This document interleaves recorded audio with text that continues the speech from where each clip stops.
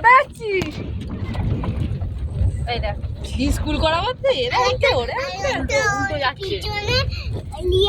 হ্যাঁ লিয়া খুশি দেখো দেখো এই ভিডিও তোদের সব 10 বছর পরও দেখাবো। ঠিক আছে বড় হয়ে যাওয়ার পরে দেখাবি তো? হ্যাঁ সব পেয়ে যাবি, রাই লাইফস্টাইল নামে সার্চ করবি সব পেয়ে যাবি, সব সেখানে থাকবে তাই তো? হ্যাঁ বিনিতা হাই করে দাও। ওরে বাবা স্নেহা হাই করে দাও। হাই করো হাই করো হাই করো হাই করো। প্রিয়াংশ হাই করে দাও। তুমি হাই আর তারপর হাই হাই বলতে হয়।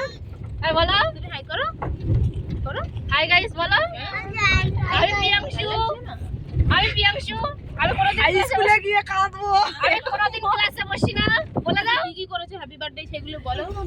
এই আজকে খুশির কাছ থেকে গল্প শুনবো। বার্থডে থেকে একটাও কোনো কিচ্ছু খাইনি, মিষ্টি ছানা মিষ্টি খায় না আশীর্বাদের সময়। হ্যাঁ ওর জন্য মিষ্টি আনাইনি, শুধু ছানা নিয়েছিলাম, শুধু একটু ছানা খাই বলে।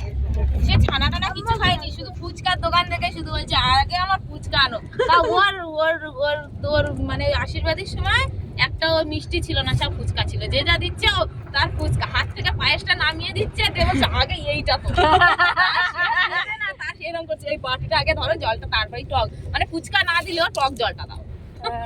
সারাক্ষণ মানে আশীর্বাদে শুধু ওই টক জল ফুচকা খেয়েছি। আমার মেয়ে ও মিষ্টি খায়।